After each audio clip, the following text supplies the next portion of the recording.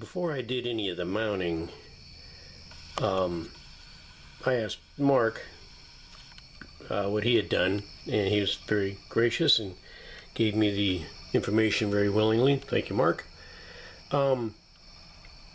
This notch back in here, he cut that to fit the shape of the case, and he never really said why, but I'm sure it was to get the engine back away from the front wheel as possible, because it is kind of tight up there.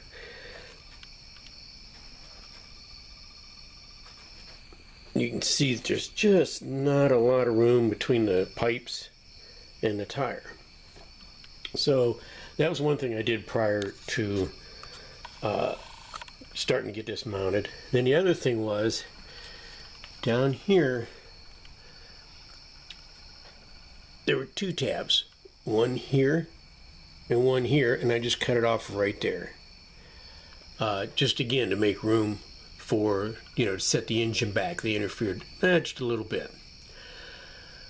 I pulled that motor mount out for you. This is the lower one.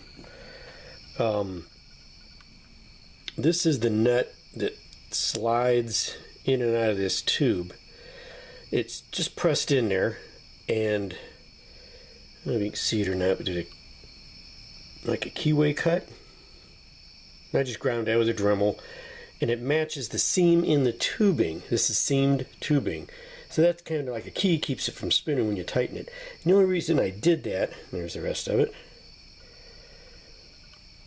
was that the distance between the lugs, maybe on the inside, could be different, and it just seemed to make it so much easier, because I just tap this in, stick it up in the bike, and when I tighten it down, it pulls that nut back out and fits perfectly in the case, and there's no slop in this at all. Like I say, it's like a light press in here. So that's just another view of that.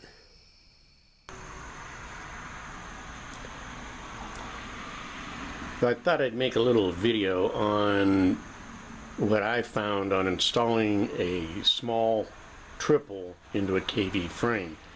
And I think it's like a little easier than you might think as far as getting the geometry. Now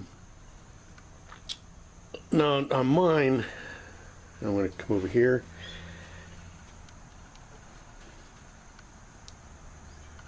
That's a 3/16 inch thick by 3/4 wide, just a piece of metal that long, okay? And you'll notice it's on the inside of the frame. Well, over here, it's the same exact piece, 3/16 by 3/4 wide, same length, but it's on the outside.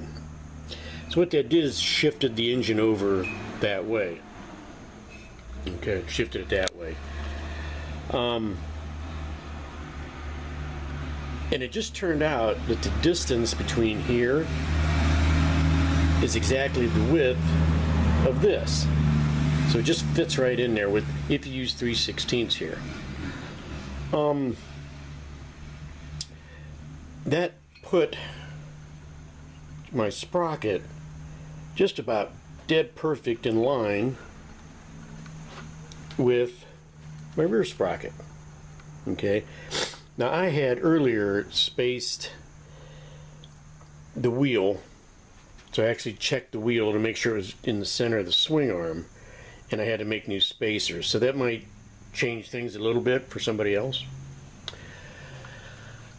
So there's the other side of that. Of course, I'm not finished with the long bolts and all that nonsense, but then this also, with the double bolt here, it actually hangs the motor. That can't pivot. Okay, this up here, that's kind of hard to see. Let me get around the other side.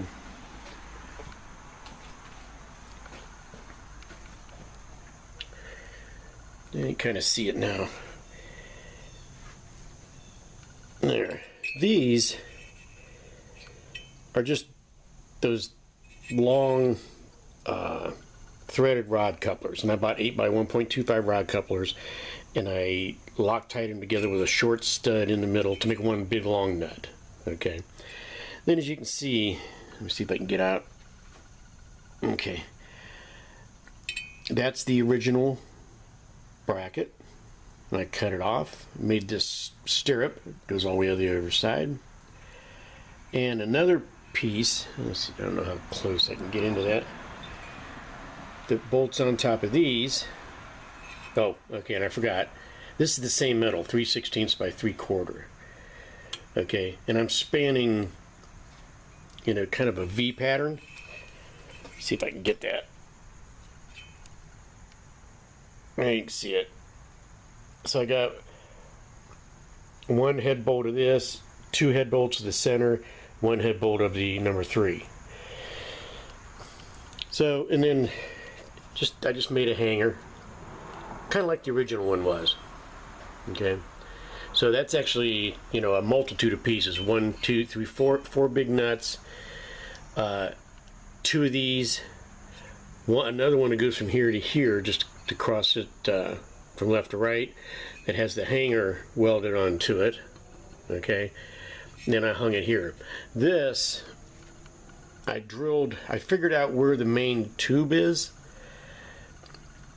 This piece up here is just a shroud. And it's reinforcement, obviously, but there's an 1 5/8 tube. You can kind of see it right here. And it runs straight back to the spine of the bike, okay, and ties into the headstock here. This is just reinforcement. It's like a U-shaped sheet metal goes over it, and then they weld it across the length of it. So all I did was figured out where that tube was, drilled a hole clear through just this shroud part, reinforcement part, and this bolt, which is just 8mm, it hangs just over top of that tube. So I'm not nicking that tube at all. It's just being hung by the sides of this. So that's what I did with the top.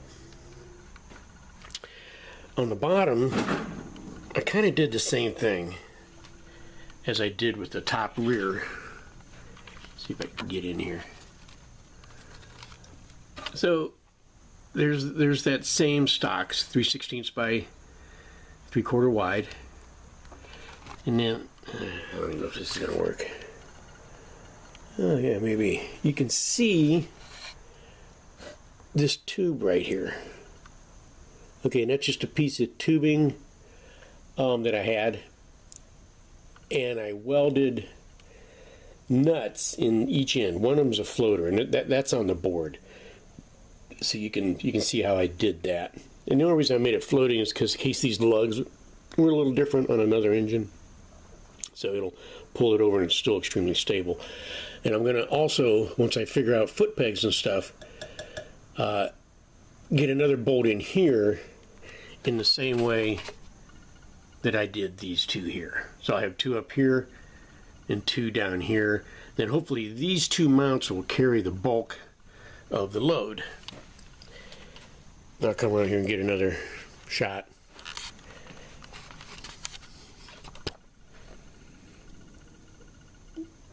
There you can see, maybe.